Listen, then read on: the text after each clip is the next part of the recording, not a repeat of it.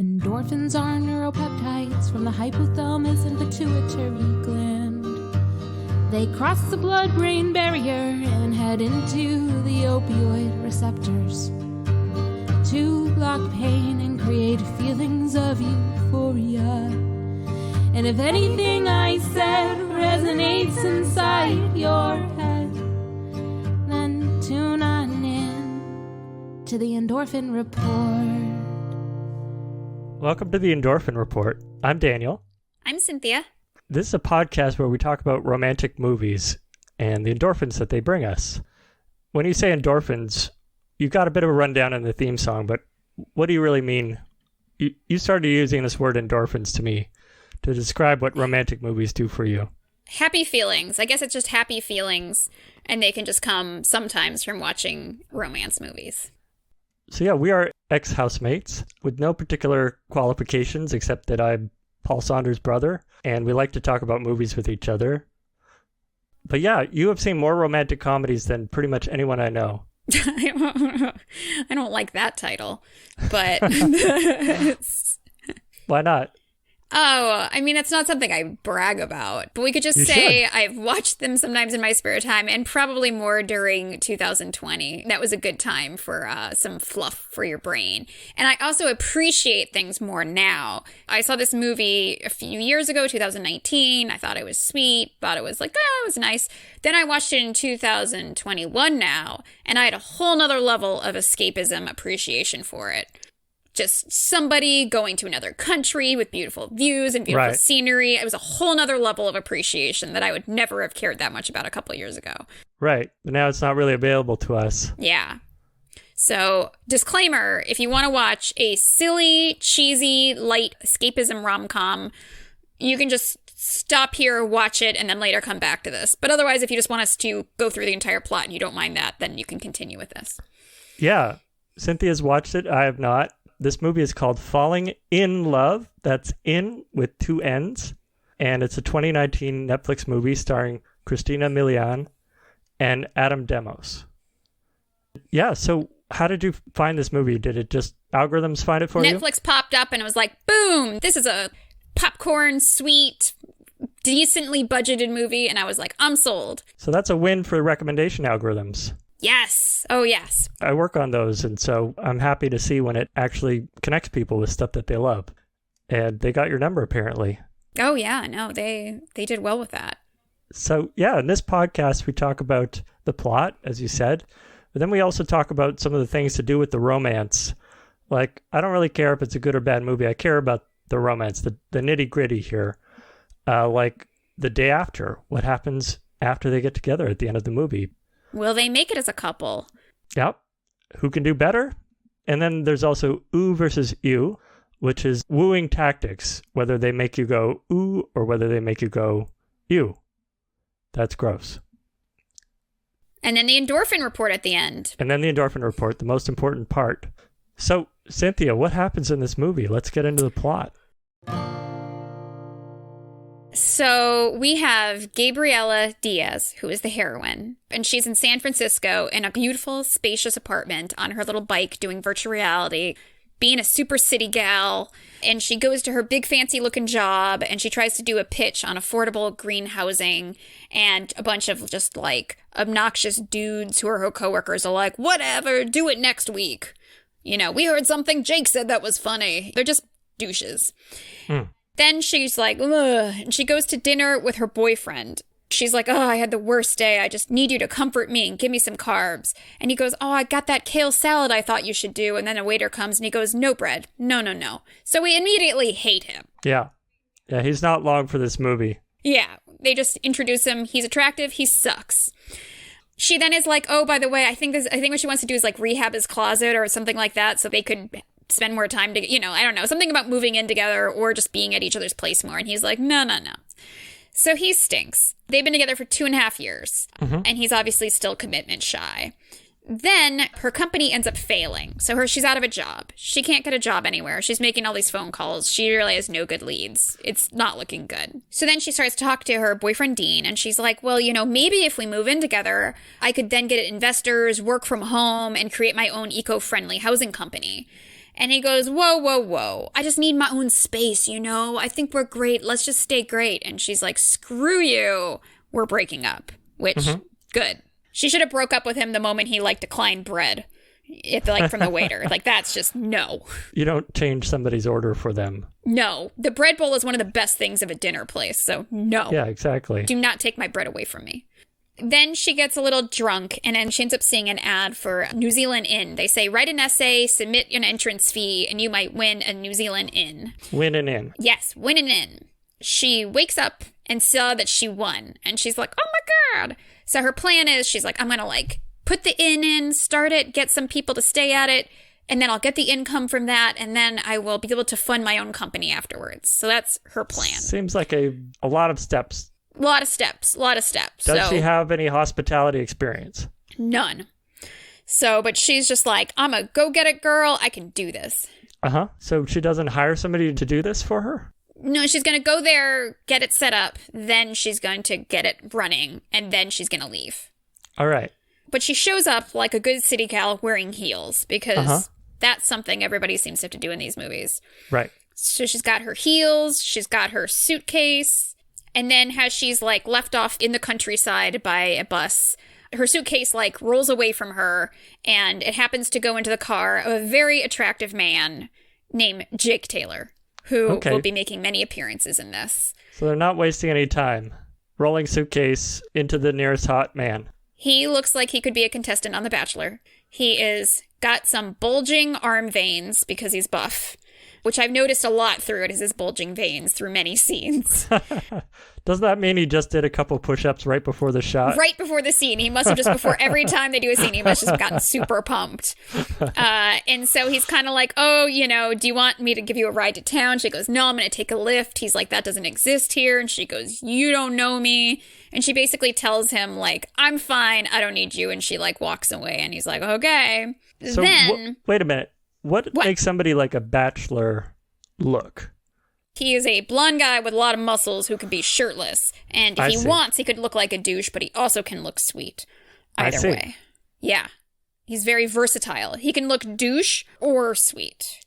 Uh-huh. So then she goes, this is where some great escapism, right? She is in New Zealand, right? We are all just like, wow, she's in a new place. She walks in from this main street to a cafe, and there's this gay couple who runs it, who are just thrilled to talk to her immediately and want to give her a free cup of coffee and be like, where have you come from? Oh, you're so great. Oh, this is wonderful to talk to you.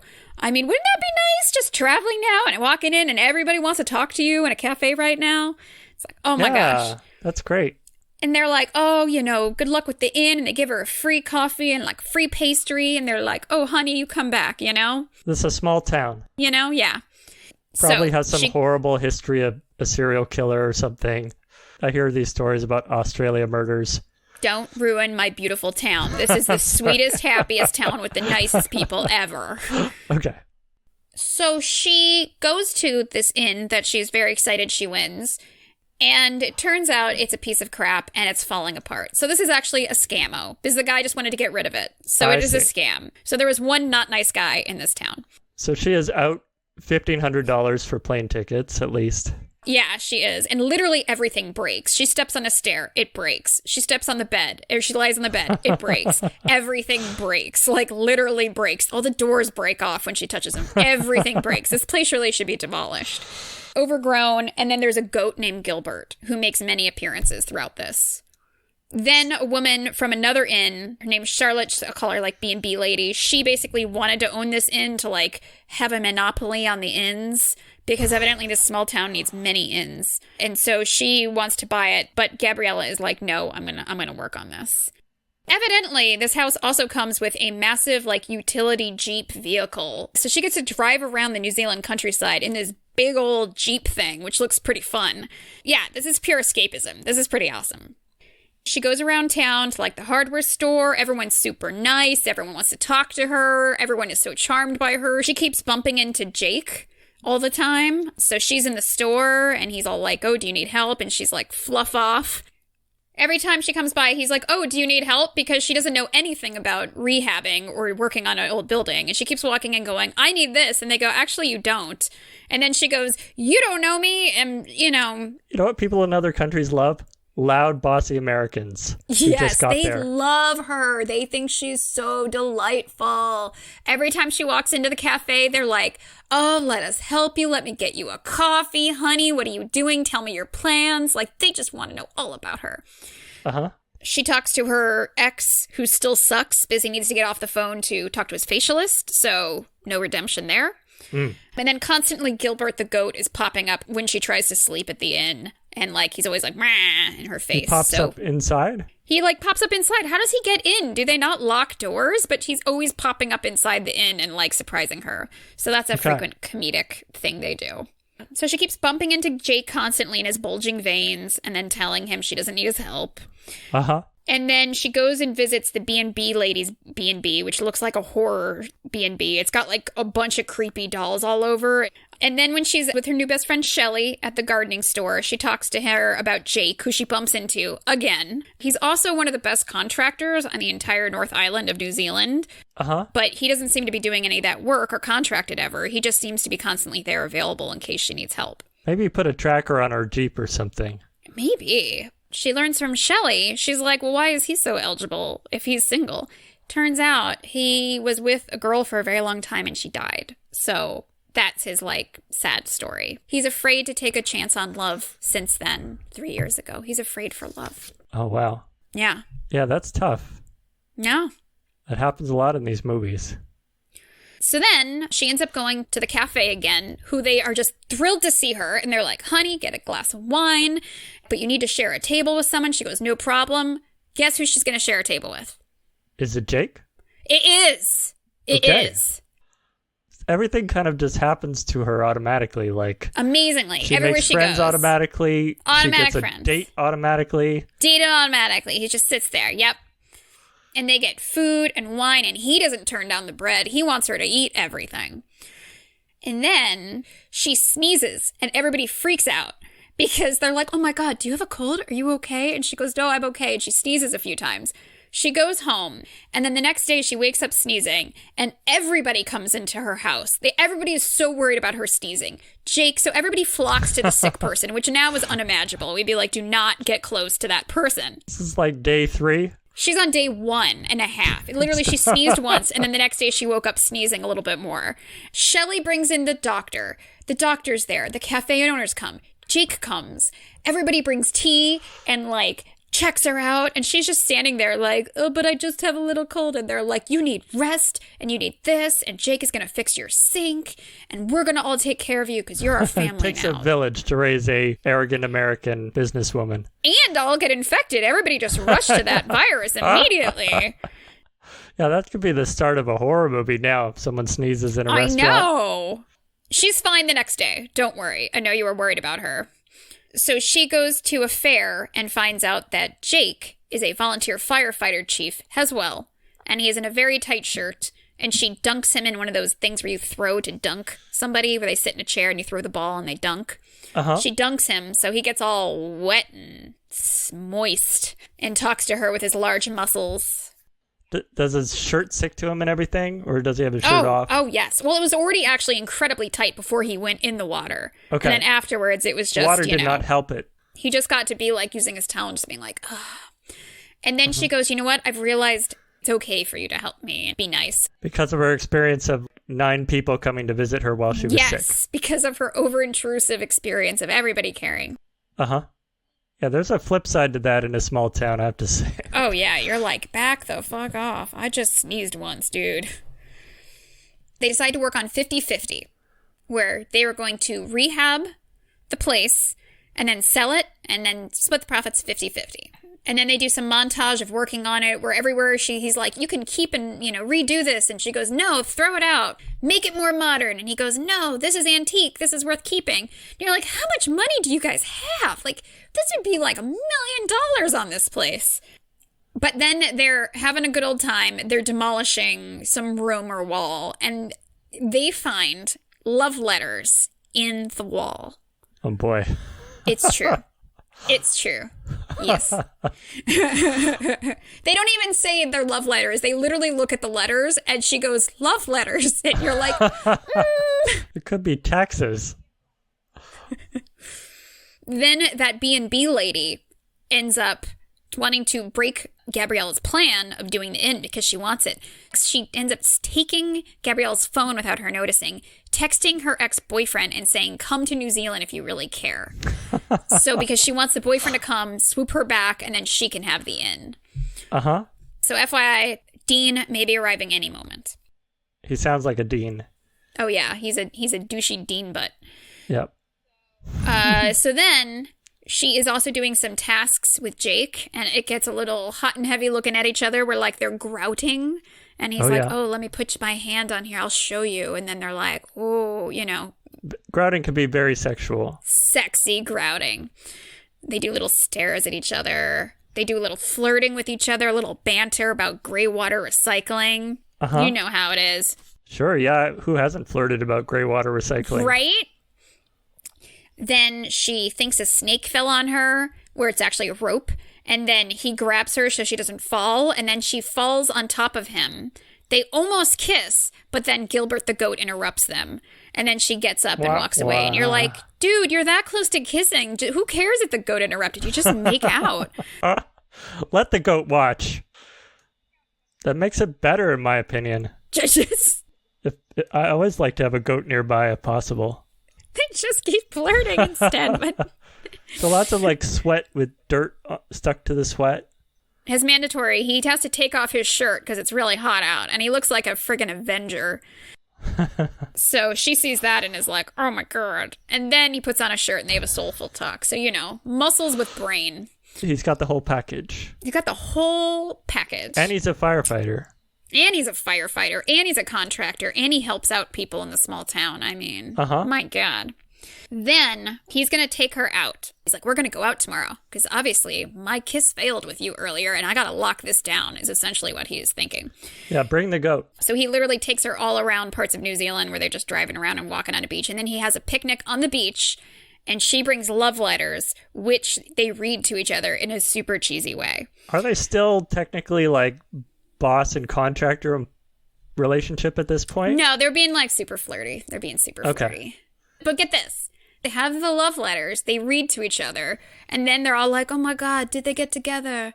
And then they start chatting. And then they lean over and kiss. And then she's like, I wasn't expecting that. And you're like, really? Because you're on the beach reading love letters that you brought to each other. And you were literally like hanging over him. And he goes, you sure about that? And I was like, damn straight, you sure about that? Like, he calls her on that. So good.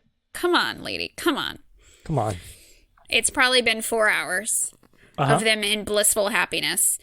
They get to her house and she's like, you want to stay for a drink? And he's like, yes, please. And then she gets a phone call from the douche workers in the U.S. who were like, hey, you want this job? We can give you a job in 2 weeks. And she goes, let me think about it. And that really upsets Jake. Jake's like, I thought, you had changed and you were thinking of staying. And she's like, I'm just considering it. And then he and his bulging veins get really upset and leave. They keep almost text apologizing each other and then they don't. So they literally don't talk for I don't know how many weeks or month it takes to finish this. So they're both working side by side, but not talking to each other. Yeah, he's like, let's just finish it and leave. And then they walk out and they never deal with this. And then they evidently did whatever it took to finish the inn, which was a lot of freaking work. This place became a luxury inn. And they never had a conversation about this. The two of them built an inn, essentially. Completely built an inn together, which looks like it's worth millions. Uh-huh. And they did not have a single freaking discussion about communicating how they're upset. So the inn is up for sale. They're showing off the inn to either a potential... Oh, Dean shows up. They're showing the inn for sale and guest shows up, Dean. The Dean shows up. Uh-huh. And he brought some woman to buy the place. But isn't that her whole plan, to sell the place? Like, this is good, right? Oh, yeah. But the villain B&B lady wants to buy it for herself. Right? Which is also an offer, isn't it? Yes, but the Australian lady makes a better offer. She has more money. All right. And yeah, the way I was like, oh my God. Okay, oh my God, my leg is falling asleep. I gotta move my leg. Oh, I hope everything doesn't fall apart. Okay. You're in like a recording tent fort.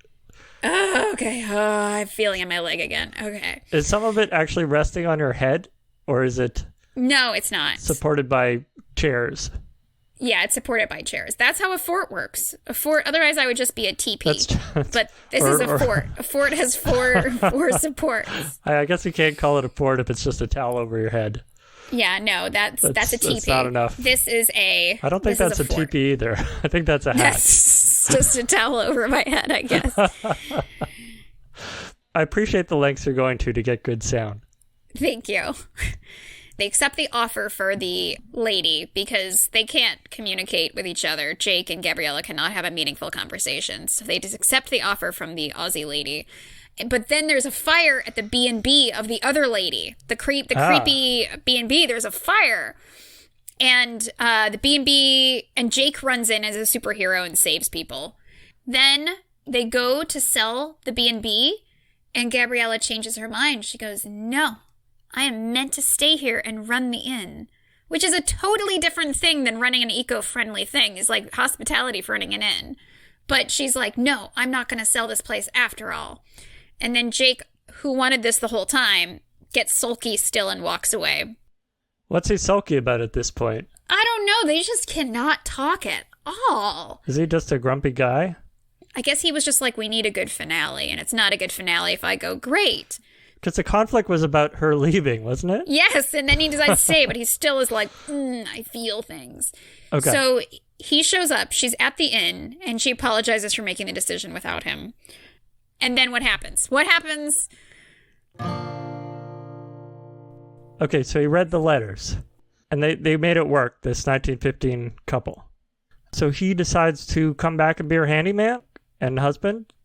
Isn't that it? What else could happen? So he shows up.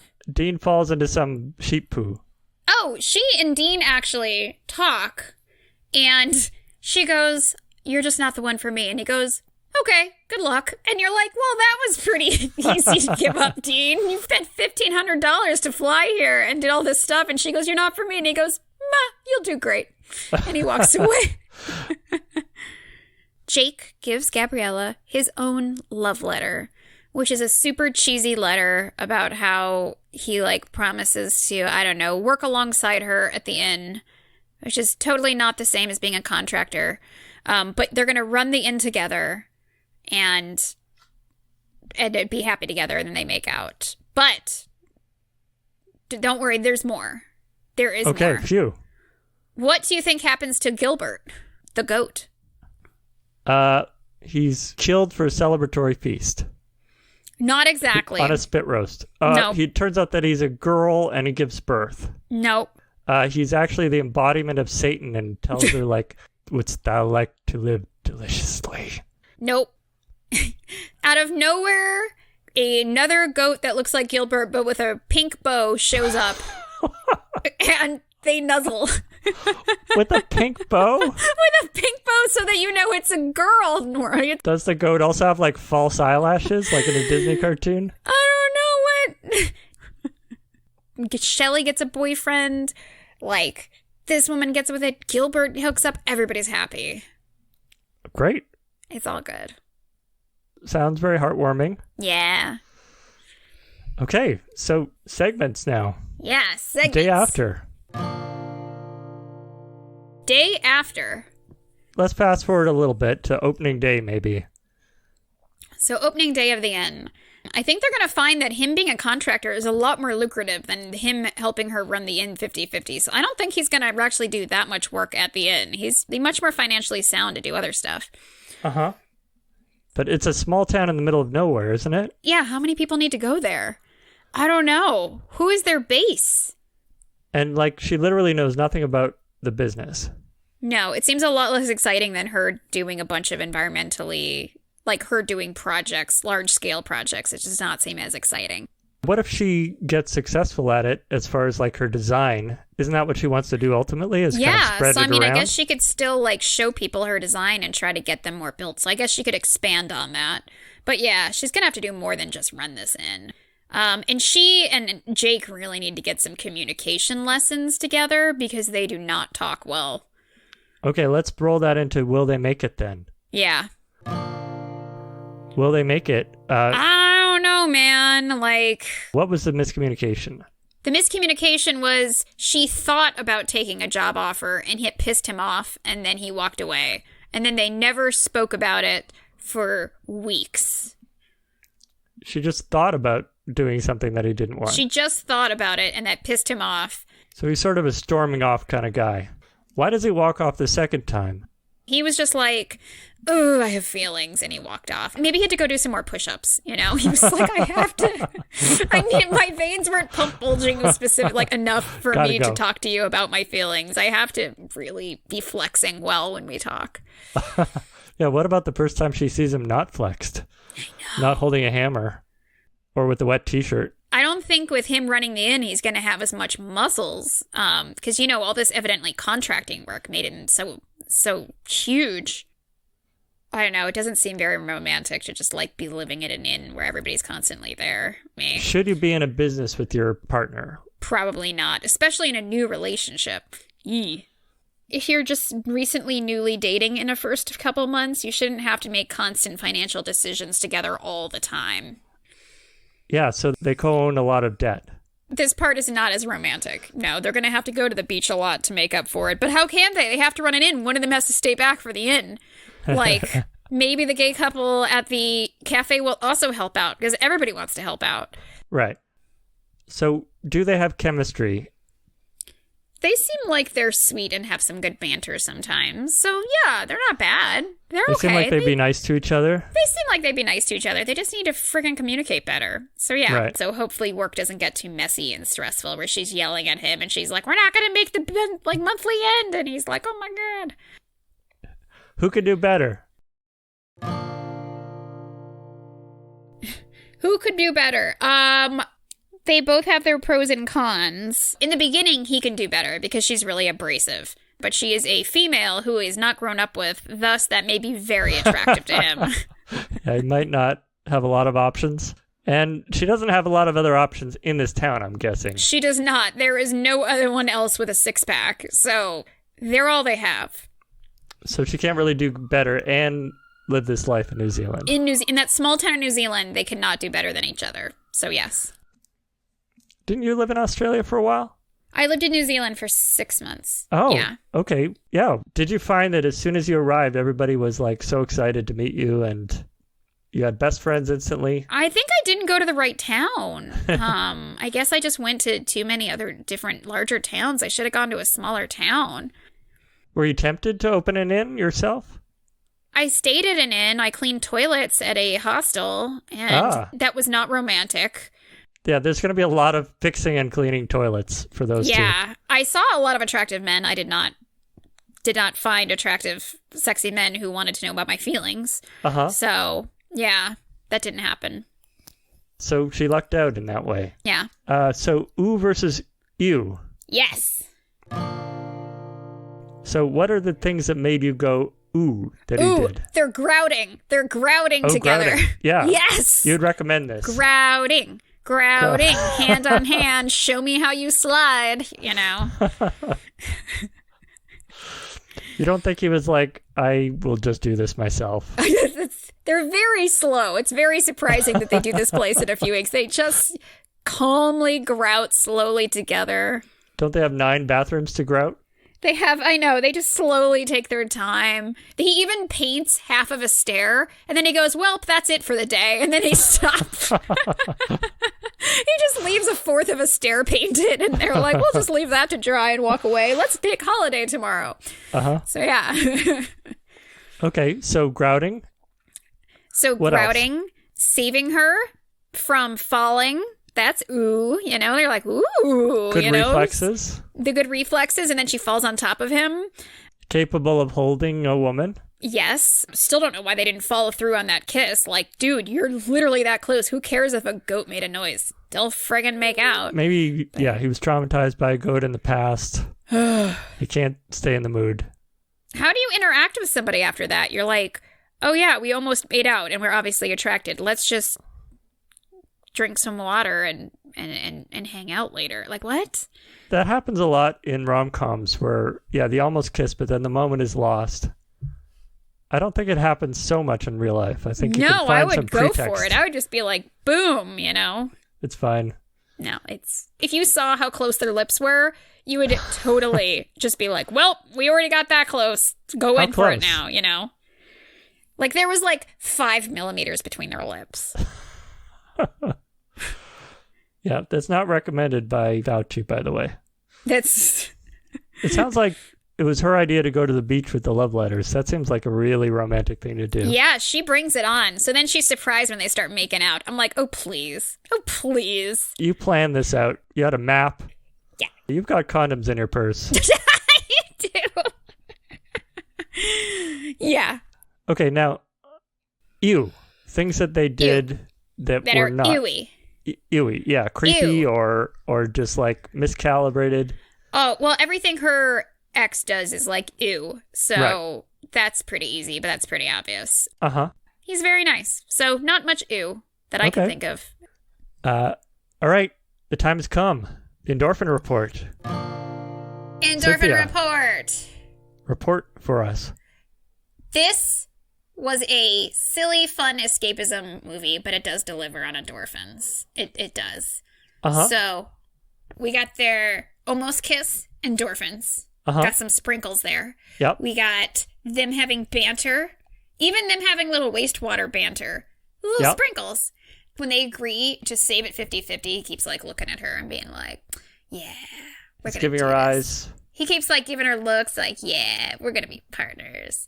Uh-huh. Financially welded together. Yes. When they're doing their little love letter thing when they first kiss, a bunch of it's a little cheesy. I wish I could fast forward about that. But then they do their little kiss.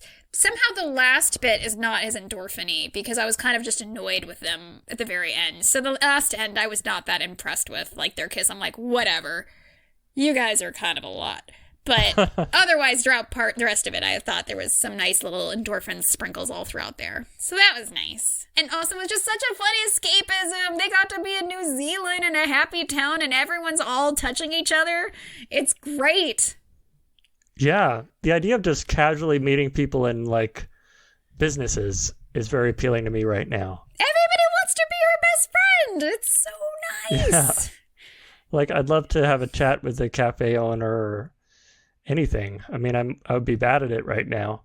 Oh my God, getting to drive around in a big-ass Jeep around New Zealand is amazing. Oh my God. This movie made me happy. So, it can be a bit cheeseball, but it's fun. Yeah, that's the essence of the endorphin report. This movie will make you happy. Yeah. If you're wired a similar way. And even if it's a little lacking in surprise, I don't know, surprise isn't important. Right? I mean, you were surprised about Gilbert. Gilbert was a big shock for you. The Gilbert was that big, you did not expect that. I thought he would die alone, honestly. Like, no. I was like, is there someone out there for Gilbert? I don't know. But the film answered that question in the end. It did. It did. So don't say there weren't twists there. Mm-hmm. All right. Well, thanks for listening to the Endorphin Report. Bye. See you next time. Bye-bye. Then tune on in for the Endorphin Report. The Endorphin Report.